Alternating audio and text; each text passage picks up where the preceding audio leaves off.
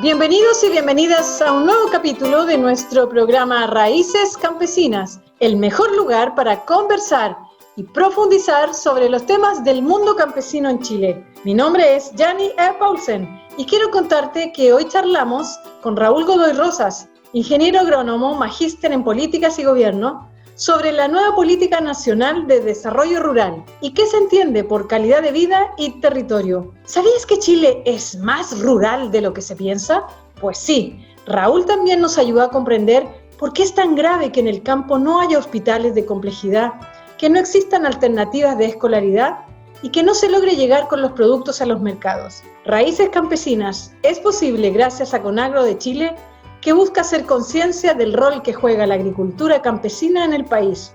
Los dejo con esta interesante entrevista. Comparte y disfruta con tus amigos y amigas este programa que está disponible en conagro.cl.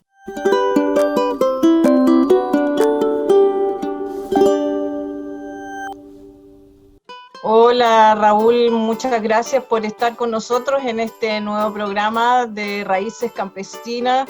Mucho gusto, que queremos hablar contigo sobre desarrollo rural, queremos conocer un poquitito más sobre la nueva política nacional de desarrollo rural, queremos conversar y meternos un poquitito en esto de la pobreza rural, de la calidad de vida, del territorio.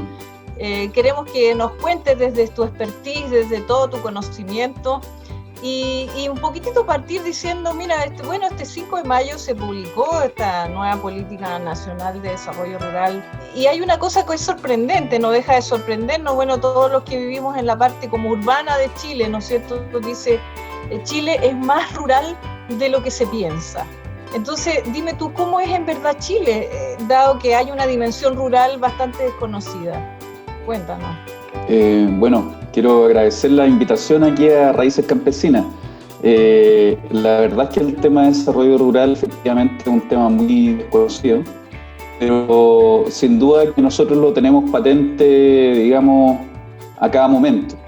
Chile, por supuesto que es muy diverso, de Arica, digamos, a Punta Arenas, qué sé yo, hacia los sectores más extremos, es donde se nota más, digamos, la falta de este desarrollo rural, ¿ya? Que tiene que ver un poco con la calidad de vida, de cómo podemos mejorar la calidad de vida de sectores, por lo general, de media baja población y que se ubican en zonas o territorios, digamos, dispersos o que están geográficamente muy aislados, ¿ya? Básicamente, ¿ya? Y en ese sentido, claro, se han hecho diversos esfuerzos que parten más o menos del gobierno de la presidenta Bachelet, digamos, hasta ahora el presidente Sebastián Piñera, que promulga una política de desarrollo rural basado en un diagnóstico que, digamos, se hace de manera participativa, pero que sin duda refleja todavía, tal vez, digamos, una incipiente falta, por ejemplo, estrategia de cómo abordar esta política, cómo aplicarla en definitiva, ¿ya? Pero en ese sentido yo quiero un poco, Yanni, poder referirme a los efectos que tiene esto, porque uno como que le pone nombre al desarrollo rural por el término, pero en realidad siempre ha estado, como te decía yo, presente en los territorios y estas deficiencias que finalmente se dan en la calidad de vida de las personas que viven en sectores rurales, ¿ya? Tenemos que entender un poco que el país básicamente ha tenido prácticamente de los últimos 50, 40 años, digamos, podríamos mencionar 3 hitos, por ejemplo, en el sector agrario. Uno, por supuesto, que es la reforma agraria, la modificación estructural de la tenencia del suelo, en la expropiación de más de 10 millones de hectáreas, basado principalmente en la promulgación de esta ley, la 16.640, y su estrategia de implementación, que básicamente en esa época se buscaba el favorecer el desarrollo local, digamos, y la subsistencia de la agricultura. En definitiva, hay que entender que veníamos de una alta concentración de la tierra por detrás de los latifundios que había en el país, y esto generó un cambio que hasta el día de hoy, digamos, permanece, fue un cambio estructural y social y económico que todavía impera en nuestro país. Luego viene la década del 80, ¿ya? En donde nosotros, por ejemplo, podemos, con la dictadura, digamos, se genera la liberación económica del país, ¿no es cierto? Se empiezan a promulgar leyes que tienen que ver con el acceso al agua, a dividir, por ejemplo, lo que es el bien de propiedad, el suelo y el agua como bienes de propiedad distintos, ¿ya? Y se empiezan a crear leyes también de fomento o compensaciones, digamos, para que por ejemplo, la ley 701 de bosques, fomento al riego, que luego del código del año 81, el actual código de agua, digamos, 6 años después se crea la ley de fomento al riego para poder favorecer la inversión privada en obras de riego, y eso va generando los cimientos del desarrollo, digamos, agrícola, principalmente orientado a la agroexportación, ¿ya? Y finalmente tenemos, con la vuelta a la democracia del año 90, tenemos una fuerte, digamos, apertura internacional del país, y el sector agropecuario también y agroexportador se ve, digamos, toma esta iniciativa y se ve incentivado a poder favorecer más aún todavía la agroexportación, que hoy en día nos tiene al país con niveles, digamos, bastante buenos con respecto al Producto Interno Bruto que representa el sector actualmente, y cuyo, por ejemplo, principales metas alcanzadas, por ejemplo, en los últimos 4 años, es el aumento de obras de riego y la mantención principalmente de estándares sanitarios que favorecen justamente el tema de la integración internacional, digamos, de los productos silvagropecuarios con el mundo de la exportación. Pero ¿qué va pasando con los territorios? O sea, los territorios van quedando finalmente situados en términos territoriales, digamos, a lo que sucede en el desarrollo urbano de las regiones. Casos, por ejemplo, como aquí, la región metropolitana, donde increíblemente uno pudiese pensar que en la zona más urbana o la región más urbana del país, sin embargo, alrededor del Gran Santiago, persisten 18 comunas rurales que más o menos reflejan la habitabilidad de prácticamente 2 millones de personas que viven de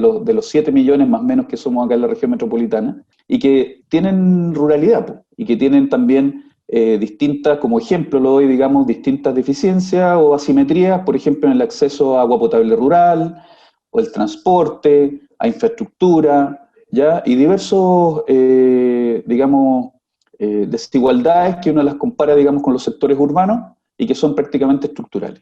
Y ahí viene el desarrollo. Una duda, eso cuando tú mencionas que esas comunas o esas 2 millones de personas de los 7 que viven en la región metropolitana viven en los sectores rurales, no necesariamente están dedicados a la producción agrícola, ¿cierto? Porque pueden ser parcelas de agrado, cosas, sino que viven en un sector que no es urbano, digamos, rural nomás. ¿A eso te refieres? Exactamente. Ya, y por esa razón entonces que la dimensión rural del país es más de lo que imaginamos. Exactamente, porque hay gente que vive y trabaja, por ejemplo, trabaja en ciudades urbanas, pero vive en comunas rurales. Pero también estamos hablando, por ejemplo, de que la agricultura en general, la pequeña agricultura familiar campesina, que es principalmente la que se ubica, digamos, en estos espacios rurales, también se dedican a la agricultura, producen alimentos, y esos alimentos por lo general van en directa, digamos, a la comercialización en el mercado interno. Por lo tanto, también del punto de vista productivo son estratégicos, ya que van favoreciendo el abastecimiento de la cadena de alimentos frescos para las ciudades.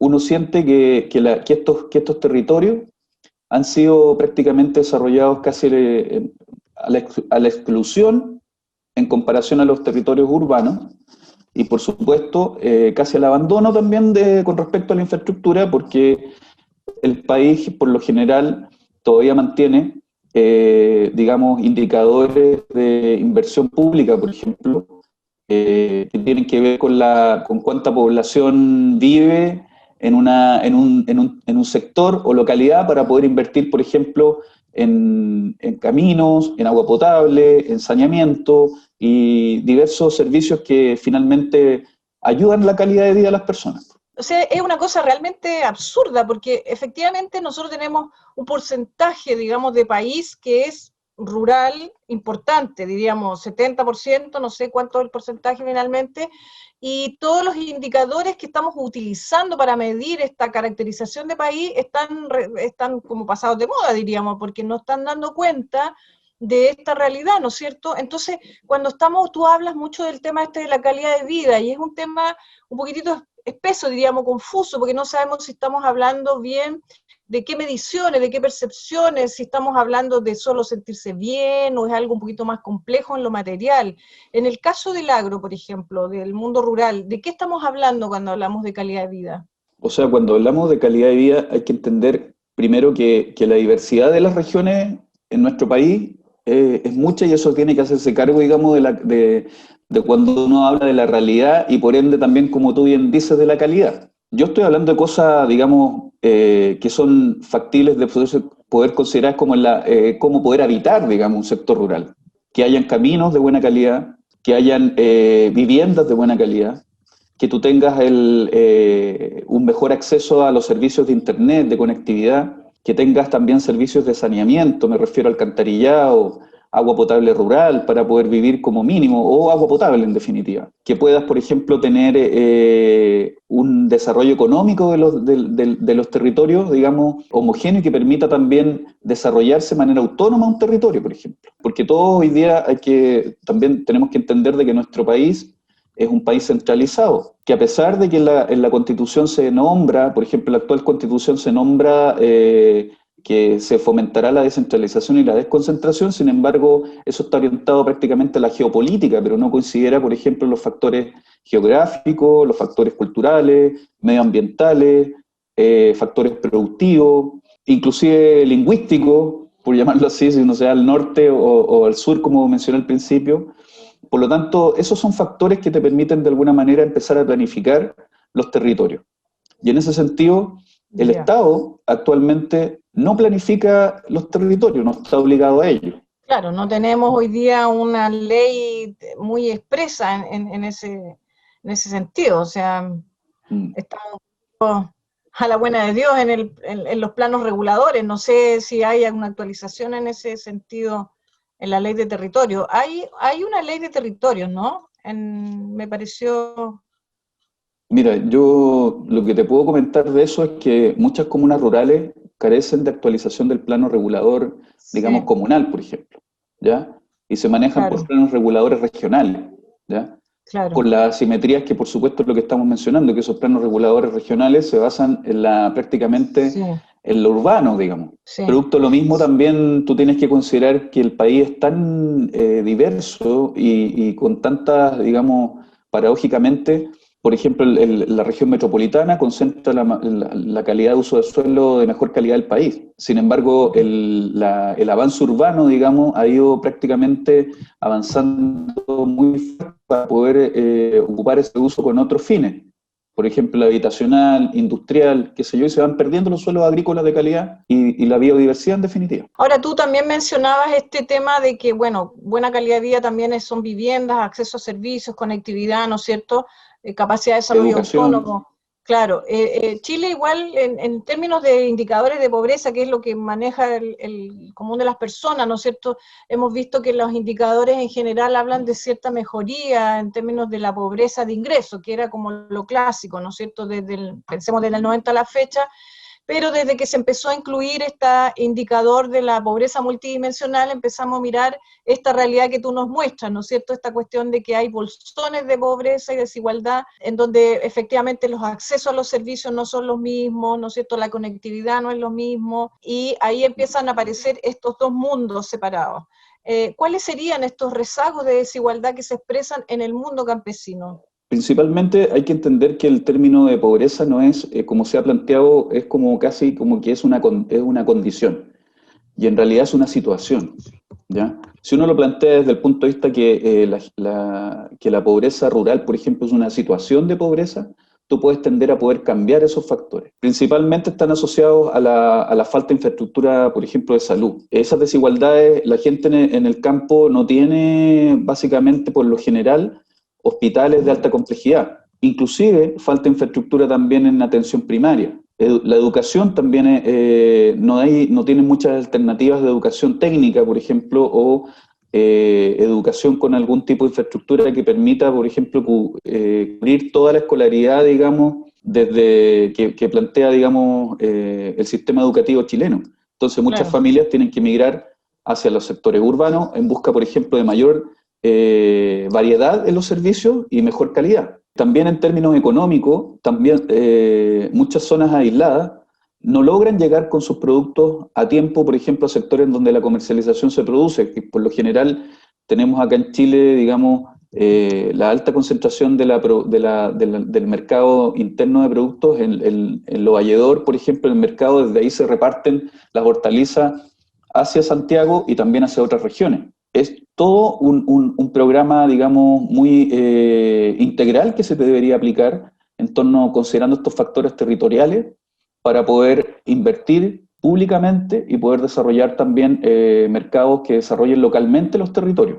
Una buena alternativa, fíjate, Yanni, es que puede ser, tú consideres en el diagnóstico para poder invertir las unidades productivas que se encuentran en un territorio, más allá de la cantidad de autos o la cantidad digamos, de vivienda o gente que viva en un sector rural, porque entendemos que, así como está planteado la inversión pública actualmente para los territorios, está asociada principalmente a estándares urbanos. O sea, me refiero a mayor cantidad de gente, yo tengo mayor justificación del Estado para poder invertir en un camino, en servicios, digamos, en infraestructura. Pero Claro. si tú cambias el paradigma y empiezas a decir, oye, en los sectores, digamos, más aislados, voy a diagnosticar cuántas unidades productivas hay en la zona para poder invertir. Ahí cambia el sistema y tú empiezas a equiparar, digamos, estas desigualdades. Sí, es interesante. ¿Hay estadísticas al respecto? ¿Hay alguna, digamos, instancias donde pueda, por ejemplo, saberse respecto de las unidades productivas? Tal vez O sea, organismos independientes mira, que estén trabajando esa estadística, porque el INE y qué sé yo, todas esas trabajan como la clásica estadística, ¿no? De cuánta población y cuántas viviendas nomás. sí, sí.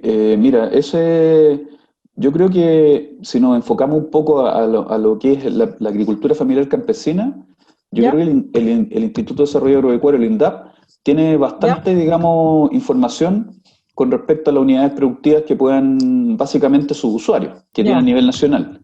Pero también están los gobiernos regionales, que hace un tiempo atrás, digamos, yo creo que unos 10, 12 años atrás, que empezó a aplicar unos planes marco de desarrollo territorial, que es un sistema bastante innovador, fíjate, porque lo que se hace en el fondo es diagnosticar un territorio, las unidades productivas tipos como tal, se levanta ese diagnóstico y se proyecta, digamos, una situación deseada de esas unidades productivas tipo, y ese delta se le van incorporando una cartera de fomento, que puede ser a través de los distintos, digamos, instituciones sectoriales que van entregando, que facilitan este fomento, ya sea a través de subsidios o incentivos, digamos, como puede ser el INDAP, Cercotec y otros, digamos, ¿Ya? organismos públicos, pero a su vez también va detectando una cartera de infraestructura que es necesaria para desarrollar estas unidades productivas tipo, como ¿Ya? puede ser la pavimentación de un camino, el agua, la implementación de una solución sanitaria o la conectividad, digamos, como en este caso electricidad, por ejemplo, o también señales de internet. Raúl, un poco pensando en que quienes están siguiendo nuestro programa de repente pueden ser personas del mundo campesino que no están Sí. muy familiarizados con todos estos conceptos.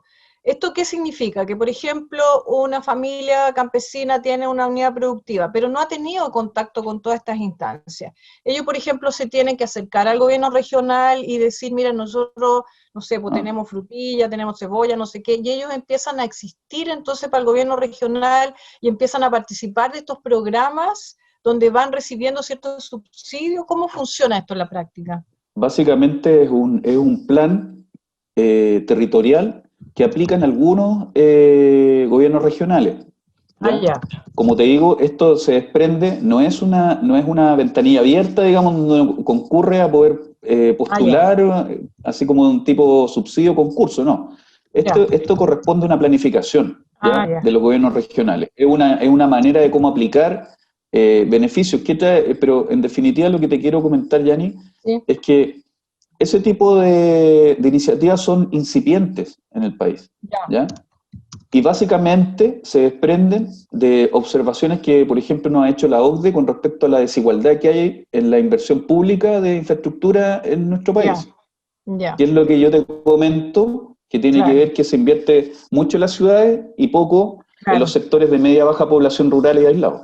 Claro, o sea, queda al arbitrio de ese gobierno regional, de los core que hayan en esa zona, de que se les ocurra hacer esta planificación, y si no tienen esa ímpetu, simplemente no lo hacen, ¿no? Porque no están básicamente obligados, no hay...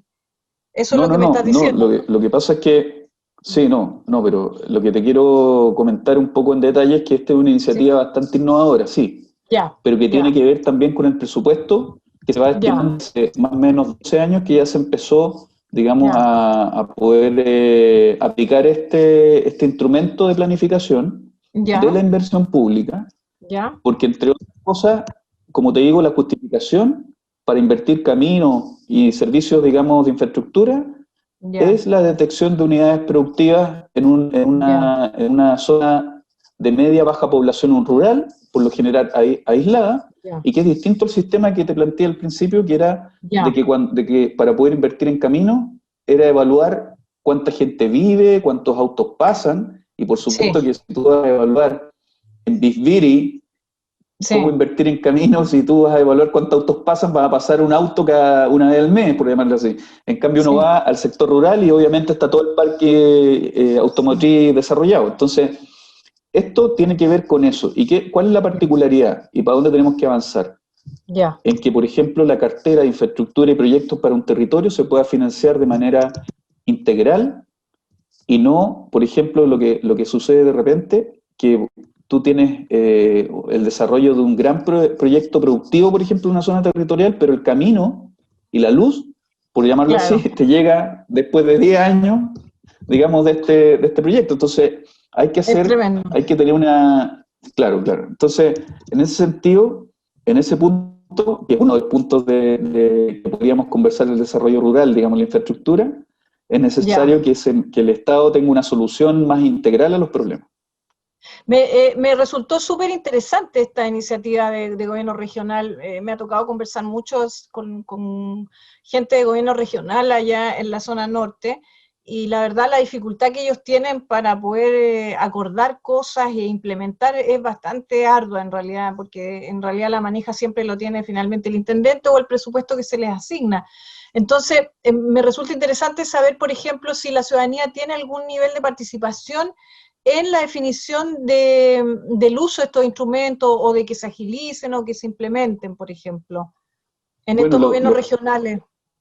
Sí, por supuesto. La aplicación de estos planes, que como te comento son progresivos, digamos, se van abordando las zonas más aisladas de las regiones, se va principalmente definiendo por la planificación con los core, ¿ya? Y por el intendente, y por supuesto las comunas, ¿ya? Y se van definiendo territorios y subterritorios que tienen condiciones comunes, digamos, que tienen que ver con lo que te acabo de mencionar, que sean aisladas, que tengan, digamos, geográficamente parecidas. Es una visión bastante, digamos, innovadora, porque no toma tal vez lo geopolítico, ¿ya? Sino que también son las condiciones geográficas, culturales, por ejemplo, que tienen los territorios. Y de esa manera tú vas tratando de invertir en infraestructura, en estos caminos y servicios que van desarrollando estas localidades más aisladas. Es interesante conocerlo, porque a veces la gente no sabe mucho con qué banderas ir, por ejemplo, en este proceso que tenemos plebiscitario, donde mucha gente va a concurrir después a hacer un convencional, por ejemplo. Esta es una interesantísima banderita como para poner en lo nuevo que queremos construir a nivel constitucional también, porque esto, más allá de ser iniciativas particulares, debiesen ser normas más bien generales, ¿no es cierto? ¿Te parece a ti? Así es. De hecho, yo diría, Yanni, y a los auditores, que el Estado debería tener por obligación planificar todos sus territorios. O sea, no solamente la infraestructura que se aplica en ellos, sino también el desarrollo económico de un territorio. Porque hoy día no lo hay. Hoy día no hay planificación. Hoy día, si hay una empresa que se instala en un territorio, se desarrolla, digamos, pero como te digo, van quedando estos bolsones de exclusión o zonas de sacrificio, por ejemplo, que todos sabemos que tienen impactos medioambientales y sociales para la gente que vive alrededor de estos desarrollos, de estos enclaves o clústeres, y no se produce una planificación. Y ahí el Estado, a través de la Constitución, debería tener la obligación de planificar estos territorios, inclusive también las cuencas. Si hablamos del agua, por ejemplo, todas las regiones tienen cuencas que deberían ser planificadas, ya sea con mejoras en las obras de riego, con el acceso al mismo recurso para vivir, digamos, o con lo que se quiere, digamos, modificar el código de agua que tiene que ver con la priorización del uso del agua. Ya. Si tuviéramos que convertir esto que tú nos estás diciendo en una especie como, no de consigna nomás, sino que una especie como de demanda en términos simples, un ciudadano que se atreve a hacer un convencional después que hemos ganado el plebiscito en el apruebo y dice, yo le quiero pedir al Estado que tenga la capacidad y el coraje de hacer planificación en los territorios. ¿Está diciéndolo correctamente? ¿Así? Estado, haga planificación de los territorios. Exactamente, porque se tiene que planificar el uso de los recursos naturales, por ejemplo. Se puede planificar participativamente el desarrollo económico que se quiere tener que los propios habitantes de un territorio quieran tener en su propio territorio. Y por supuesto que también las iniciativas privadas o de empresas de distinto tipo, habiendo una planificación, se podrán insertar de mejor manera en los territorios, porque tampoco a través de la planificación vamos a impedir que se desarrollen otras iniciativas económicas. Pero sí lo que queremos es que se desarrollen los territorios de manera ordenada, cosa que no se produzcan estas desigualdades que se producen actualmente, tanto medioambientales como de habitabilidad o sociales, que provocan finalmente que los jóvenes emigren a la ciudad y un ciclo, digamos, que persiste, digamos. Sí, no, la idea era que tú nos ayudaras también desde tu conocimiento, tu expertise, a poder incorporar estos nuevos conceptos. Ya no podemos seguir manejando con esta cosa del urbano-rural como lo hemos manejado por siglos para atrás, ¿no es cierto?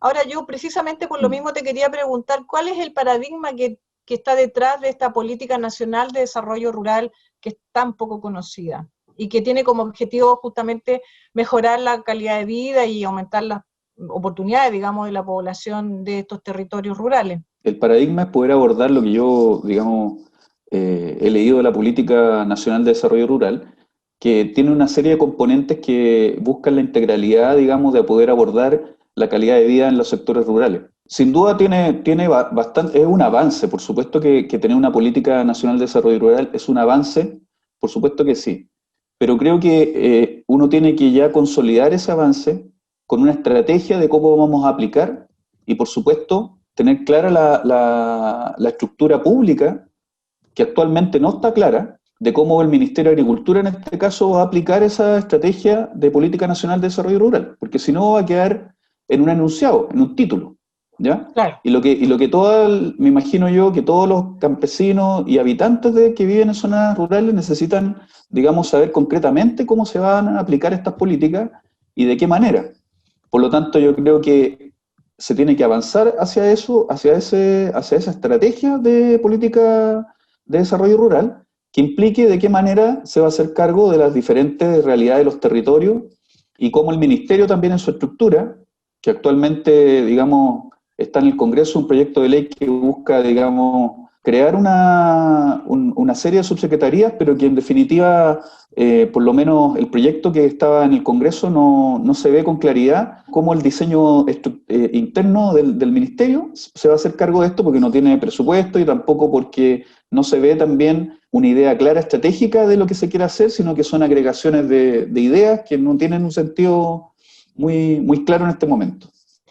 Este proyecto del que tú me estás hablando es como para reestructurar el Ministerio de Agricultura, creando nuevas subsecretarías que separan los sectores rurales.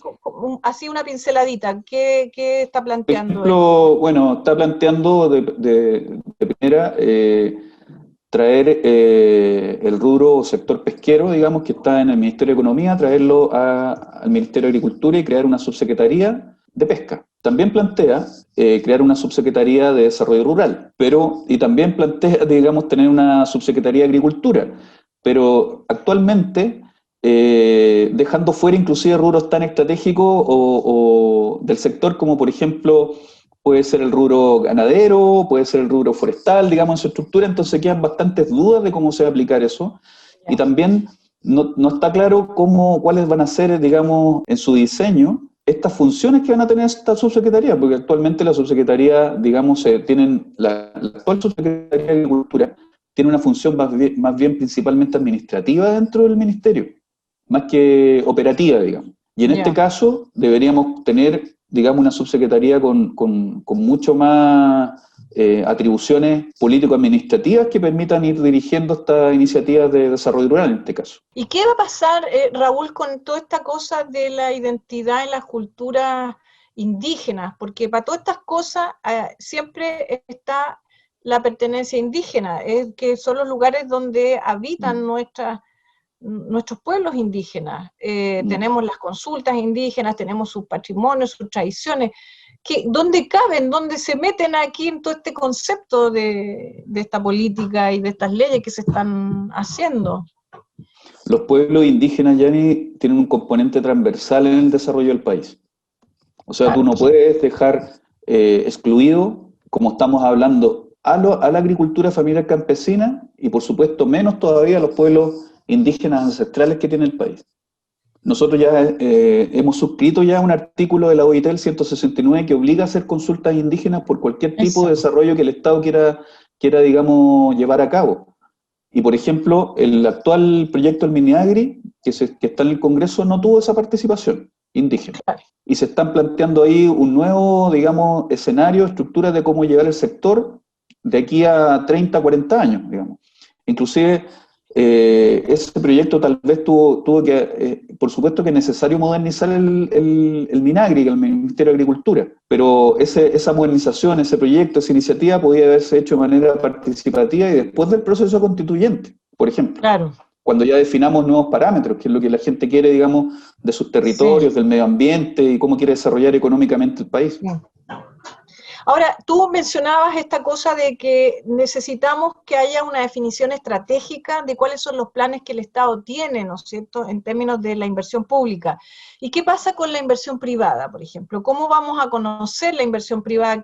Porque aquí estos son mercados abiertos, no están regulados. Entonces, ¿cómo nos enfrentamos a esa realidad también? O sea, el país, por supuesto, que tiene que desarrollar económicamente todos los ámbitos, digamos, privados, de distintas, digamos, dimensiones, llamémoslo así. En este caso, el sector, por ejemplo, agroexportador o silvoagroexportador que tenemos actualmente en el país, por supuesto que tiene cabida en este desarrollo, tiene que tenerlo. Pero también, al igual que todas las empresas privadas, tiene que atenerse a una planificación que permita el desarrollo equitativo de los territorios y que no tengamos, por ejemplo, contaminación o problemas con las plantaciones forestales, porque no se hacen cargo, por ejemplo, de los pueblos indígenas que cohabitan colindantes a las plantaciones forestales, por ejemplo, el tema de los incendios que se producen, que han sufrido también un daño, digamos, al patrimonio de la biodiversidad y los recursos naturales que tiene el país, por ejemplo, la sequía, por el efecto de la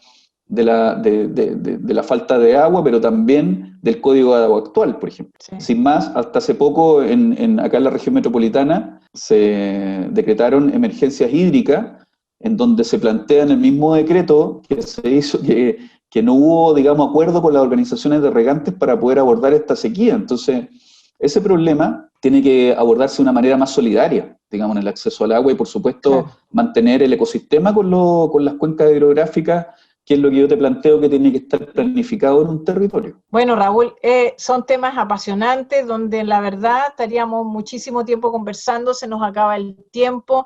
Quiero decirle a todos nuestros seguidores y auditores que estamos en el programa Raíces Campesinos que pueden descargar desde la página conagro.cl. A nosotros ya se nos acaba el tiempo. Raúl, quiero agradecer este tiempo que tú nos has dado, hemos aprendido mucho y hemos salido con algunas consignas que vamos a poder utilizar en el futuro próximo para las modificaciones que nos vienen en este país. No sé si tú quieres agregar algo para la despedida de este programa, alguna cosa de cierre que quieras decir, que nos haya podido faltar. Sí, yo solamente quiero plantear que tenemos la oportunidad histórica de cambiar nuestro país. Está la oportunidad histórica también de que en la nueva Constitución se declare al sector agropecuario, silvoagropecuario, como un sector estratégico para el país. Creo, digamos, que todo, como te comentaba, todos los rubros del sector y, digamos, distintos niveles del sector tienen que tener espacio para su desarrollo, pero tiene que estar en armonía. Este desarrollo ya tiene que ser armónico con la sociedad, con la economía, por supuesto, y con el medio ambiente, de manera sostenible. Tenemos que tener la conciencia clara de que vamos a buscar el bien común y no el bien de unos pocos, como lo que sucede ahora actualmente. Un llamado excelente y muy oportuno. Raúl, te agradecemos mucho esta participación, hemos aprendido mucho y además hemos quedado muy entusiastas con tu llamado a efectivamente cambiar nuestro país. No se olviden de escuchar y ver nuevamente nuestro programa Raíces Campesinas y lo podrán encontrar en conagro.cl. Muchas gracias y los dejamos hasta acá. Gracias.